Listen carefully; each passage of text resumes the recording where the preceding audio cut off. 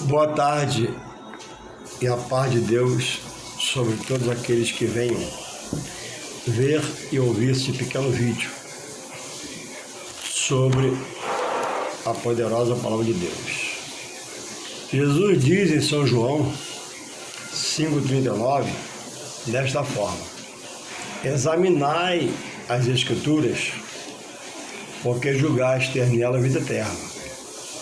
E elas, as Escrituras, os livros sagrados, dão testemunho dele. Então, esse dito de Jesus é uma incumbência para todos aqueles que dizem amar a Deus, amar Jesus, reconhecem sua obra, porque os dias os quais estamos a viver pela permissão de Deus, que Ele é o autor da vida, são mais difíceis hoje do que ontem, em todo sentido. E a cada tempo que se passa, o mal tenta interferir na vida, numa nação, num povo, num lugar, numa rua, numa casa, em uma vida. E a Bíblia diz: sujeitai-vos a Deus, resisti ao mal, e ele fugirá de vós. Uma tentação ao homem nunca é dada, permitida por Deus. Deus prova os seus para melhorar,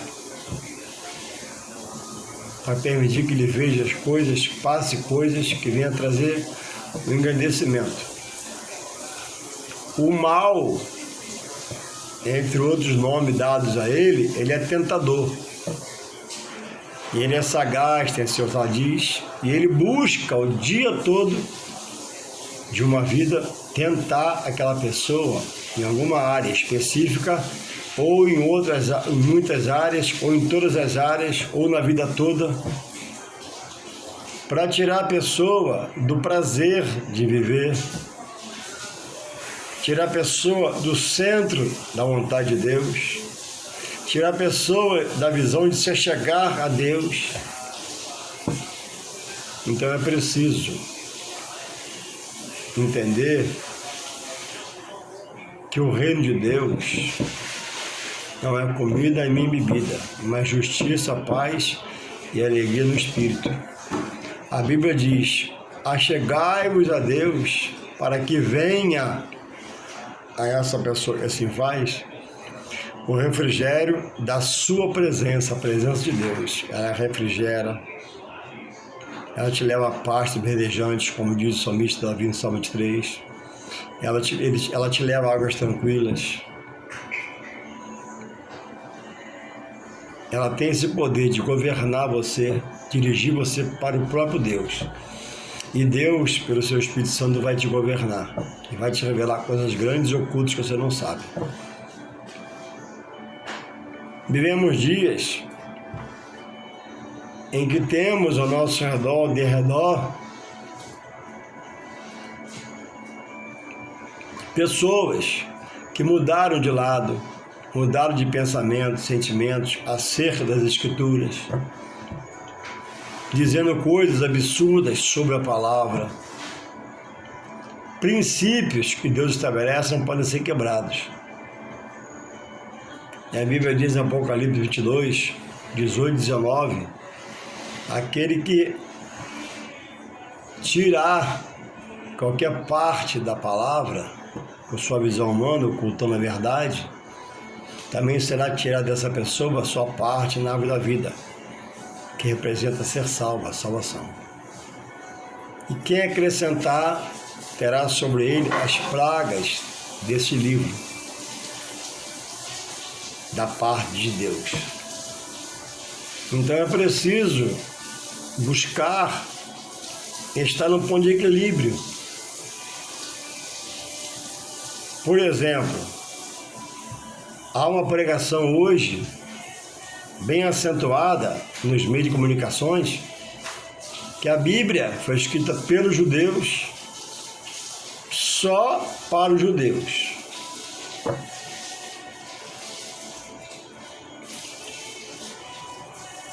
É preciso parar para refletir.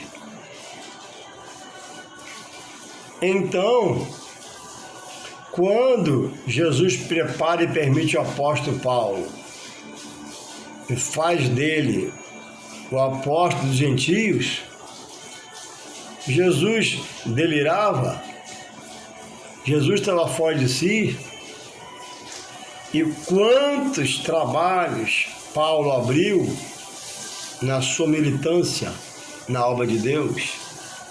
Chegava na cidade, preparava um lugar, abria a congregação, preparava um obreiro, ou enviava o obreiro e deixava lá e ia embora. Levava anos para voltar lá, se comunicando por carta. E hoje o homem rejeita o templo. Então Paulo fez a obra por conta própria, por visão humana, não. A casa do Senhor é algo criado pelo coração de Deus, sabedor que ele era na sua onisciência, onipresença de potência que ele só ele tem, que eu, como homem servo dele, precisaria de um lugar para adorar, para reverenciá-lo, para exaltá-lo, para ali me expressar, para ali estar ouvindo as boas novas da salvação, para a libertação, para a firmeza, para criar raiz, para criar ramo, para dar fruto. Então, quem são seus amigos? É preciso ter uma resposta para essas pessoas que são nossos amigos, que estão ao nosso lado, que mudaram de lado, mudaram de posição, saíram dos pontos cardeais, pontos principais estabelecidos por Deus, combatendo o que é de Deus.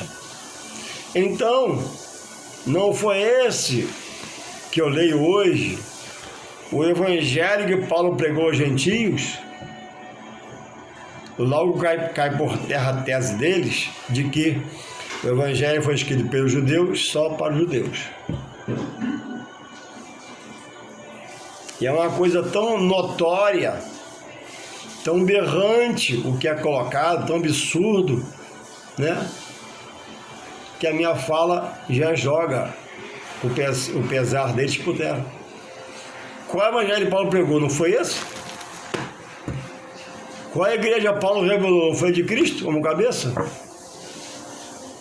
E Cristo como cabeça não comanda todo o corpo de templos na terra, onde se está em comunhão com Ele?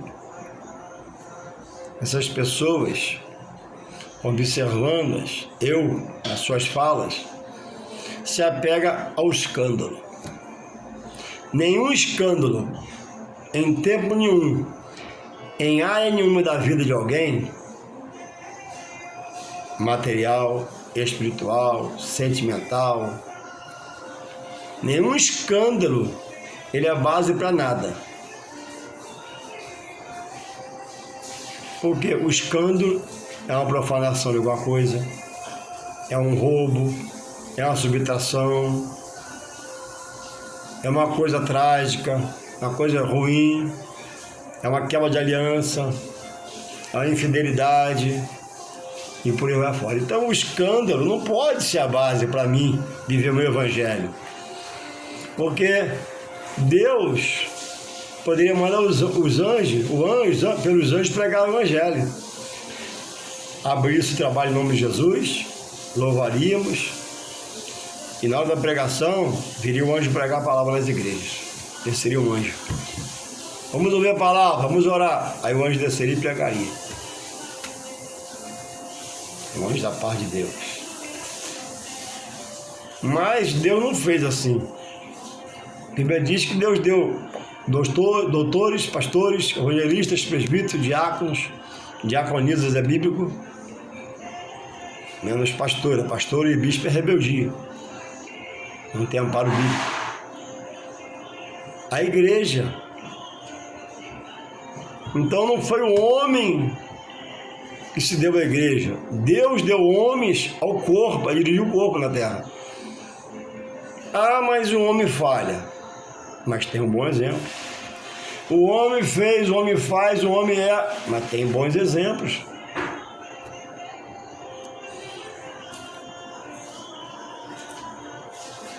Ah, mas tem um bom exemplo. Por que eu vou me apegar ao meu exemplo se Jesus me adverte, né?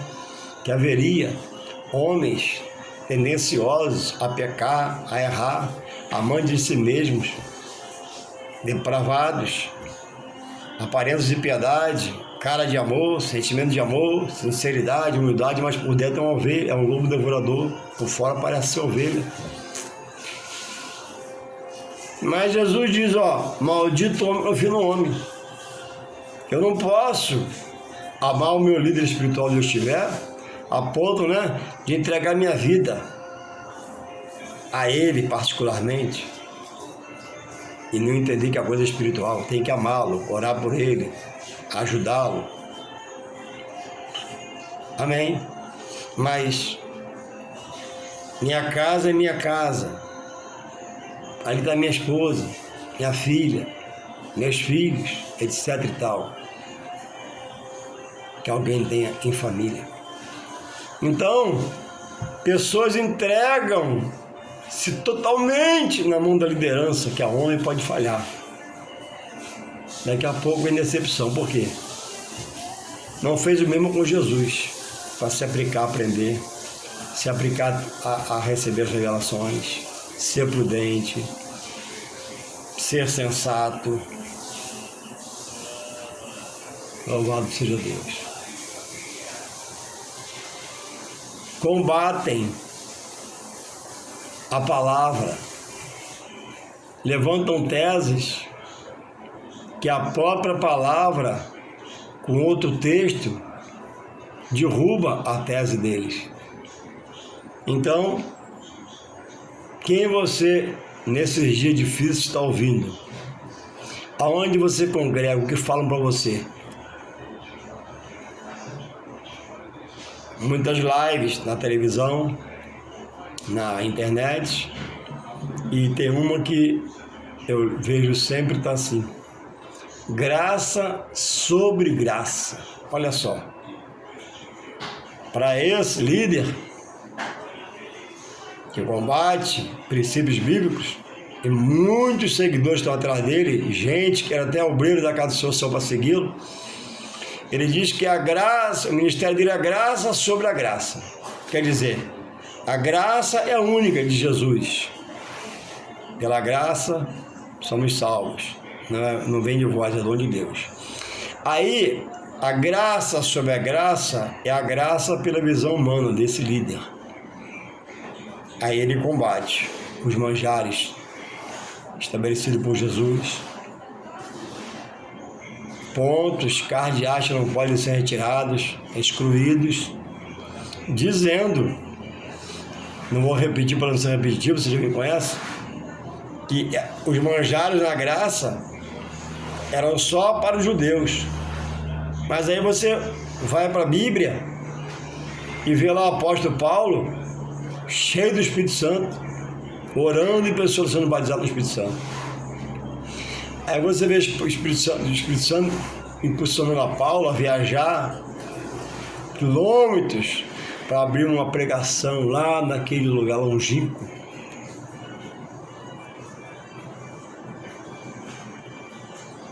Aí você vê o apóstolo Paulo consagrando homens na graça para dirigir o ministério a quem ele confiou, que Deus escolheu. Será que se Paulo vivesse hoje, com a sua qualificação, capacitação, será que Paulo abriria a mão de ter um carro para andar? Andaria a pé? Por humildade? Andar a pé não é humildade, não. Andar a pé é necessidade. Se eu posso ter um carro, se o ministério pode ter um carro para o pastor trabalhar, e ele abrir mão, isso não é humildade, não. Isso é perder tempo na obra. Porque com o carro, Em um dia, ele visita 50 famílias, por exemplo, e a pé, talvez na terceira, já retorne para casa. Se pode, amém. O que implica ter. Se não pode ainda, amém, que não tenha.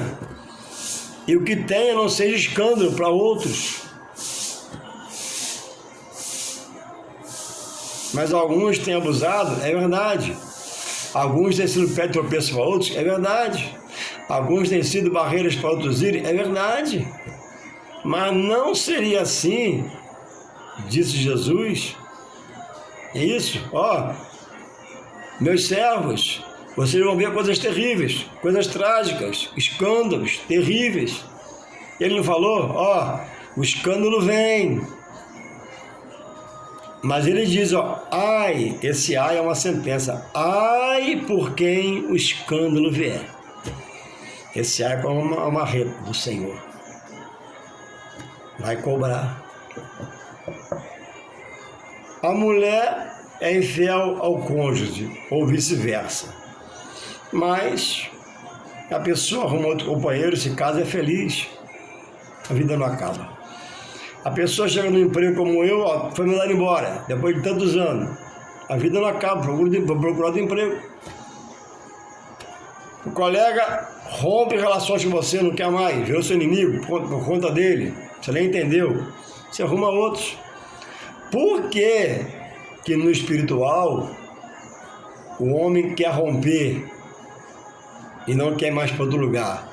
Porque existe o tentador que trabalha no seu pensamento, sentimento, para trazer confusão, para dissipar tudo aquilo que ele aprendeu e está envolvido em Deus, usando essas coisas em uma boca frouxa, em um pensamento duvidoso, que às vezes nunca se esforçou para aprender na congregação. Não era adepto da escola dominical, não frequentava as terças-feiras o culto da palavra para aprender, para criar raiz. Talvez seja um andarilho do evangelho, né? Campanha, estudo depois. Monte, parar para ouvir é depois. Deus está me usando, você deve me usar. São pessoas que são ativistas, até fazem obras, até procuram fazer obra, mesmo sem saber de qualquer jeito, mas faz. Mas não para ouvir o provedor no ministério que é Deus. Já tem um pouco de provisão, porque ouviu lá, ouviu cá, aprendeu um bocadinho, já vai. Outros estão dizendo, ó, eu não sirvo a homem, olha que absurdo. Como que eu, no Senhor, estudante da palavra, conheço um bocadinho, vou dizer que não sirvo a homem. Eu não sirvo a homem, é isso? Entendendo que a obra de Deus, que o homem foi colocado ali por um tempo. Mas o homem que está ali foi colocado por Deus, para dirigir o corpo no qual eu estou inserido, que é o de Cristo na terra. Eu vou na igreja para louvar, para adorar, para bendizer, para agradecer. Quantos indo para a igreja para conseguir uma casa própria, um apartamento, um iate, um avião, etc e tal? Não.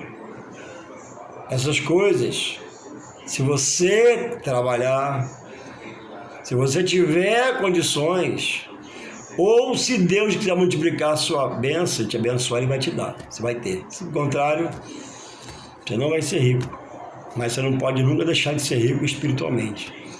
Porque o reino de Deus, está em Romanos 14:17, não é comida nem bebida. O reino de Deus é justiça, paz e alegria do Espírito. Não tenho tanto dinheiro hoje, mas vou comer o que tem, dá graças a Deus, comer o que tem, dá graças a Deus. Vai vir um feriado nacional, 3 dias, não posso viajar. Amém? A vida não, passei. Pelo meu trabalho, pelas minhas condições, eu não tenho como ir. A minha firma não me libera, tem que trabalhar, estou escalado. Há limites. Deus tudo pode.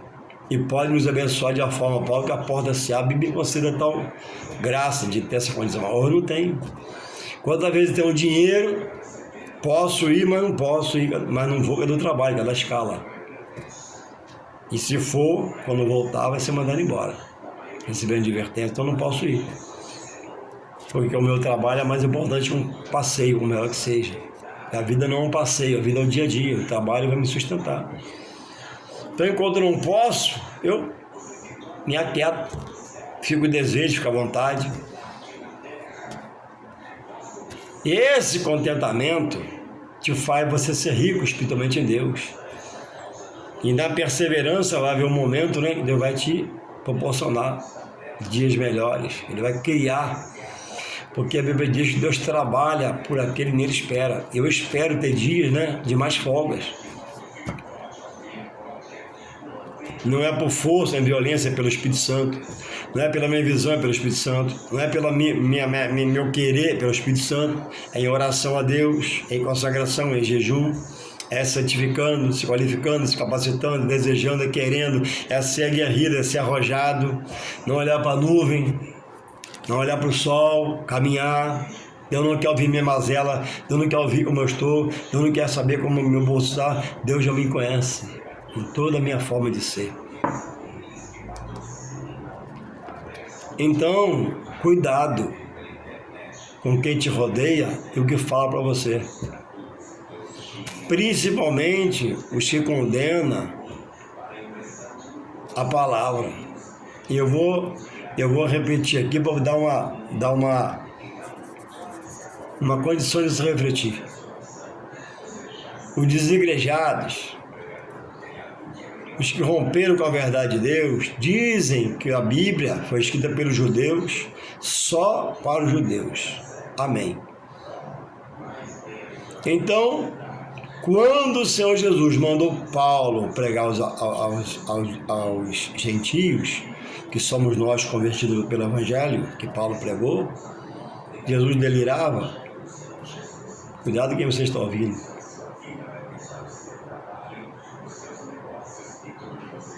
Paulo alerta sobre o espírito maligno.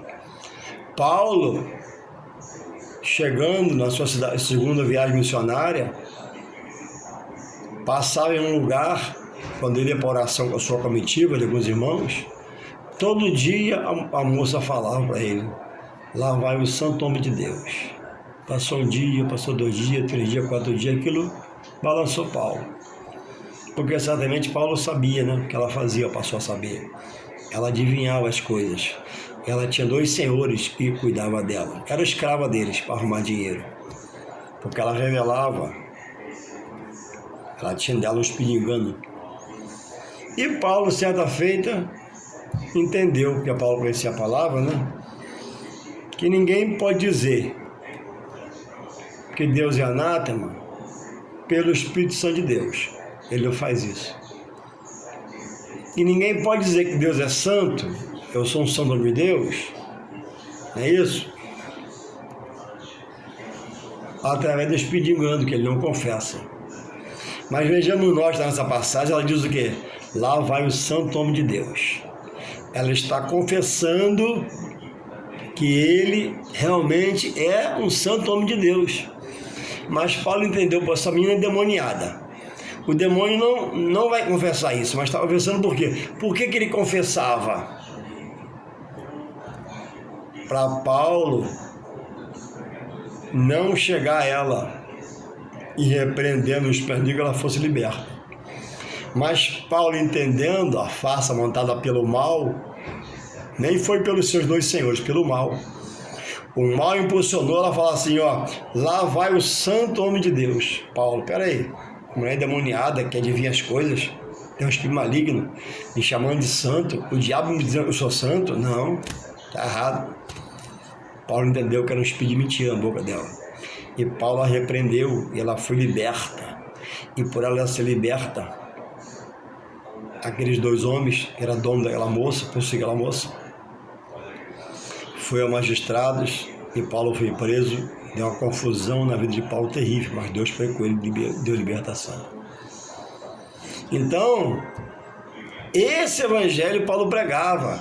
Aí, muitos deles, cuidado, dizem que o diabo é uma coisa mitológica. Tudo é obra da carne. Obra da carne é uma. Obra maligna na sua carne, no seu corpo, é outra obra.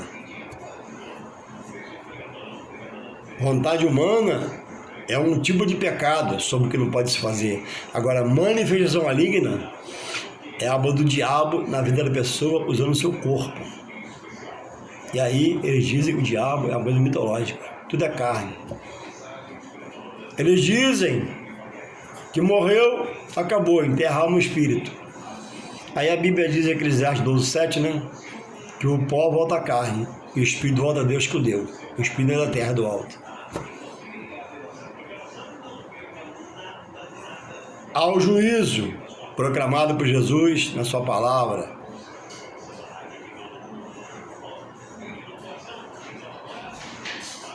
E eles dizem, né, que morreu, acabou. Então, existe hoje muitos, não poucos, evangelhos sendo pregados, chamados de evangelhos. Mas que Deus não dirige aquela obra, aquele texto, a pessoa pelo seu Espírito Santo, porque Deus não está nisso. Paulo disse, né? Ainda que eu mesmo, ele, Paulo, ou um anjo, pregasse outro evangelho que nós achássemos aquilo anátema, maldito. O evangelho é esse aqui, ó. A palavra é universal. Jesus na sua palavra, ele quebra todas as sínteses, toda proclamação contrária, quando a gente lê em São João 3,16.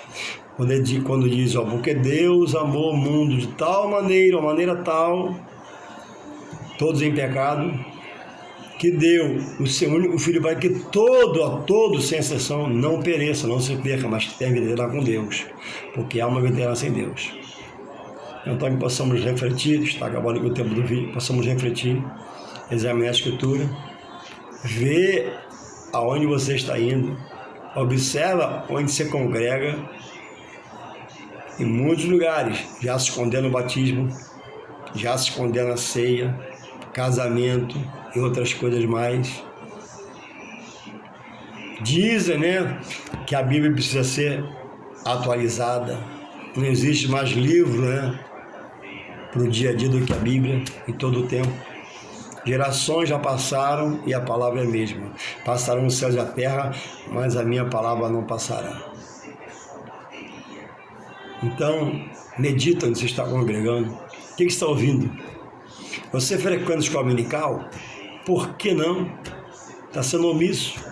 Você frequenta terça-feira o culto da palavra?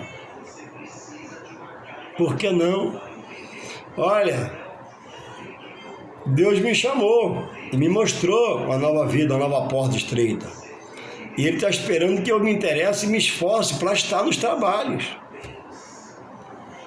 Pronto para aniversário, pronto para chá de bebê, pronto para chá de panela, pronto para batizado, pronto para casamento, vai na chuva, viaja, faz o que precisa, compra o presente no cartão, estando duro, dá um jeito depois pela fé, mas não tem fé para frequentar a escola dominical domingo pela manhã, que é muito cedo, 9 horas da manhã. Você quer que Deus desempregue você para você frequentar a escola? Aí você vai dormir sábado mais cedo e vai na escola. Desempregado, você não vai na escola. Vai dizer que vai para o trabalho. Deus disse para Josué, esforça-te e tenha muito bom ânimo. Ser ânimo não agrada a Deus. Ser ânimo não alegra o coração de Deus. Ah, mas Senhor, Deus já conhece você. Deus quer ver a sua posição, seu posicionamento, sua decisão, sua atitude. Deus já sabe o que você precisa antes de você falar. Que possamos nós todos acordar, despertar, se avivar. E que Deus conceda esse tempo em nome de Jesus. Amém e amém.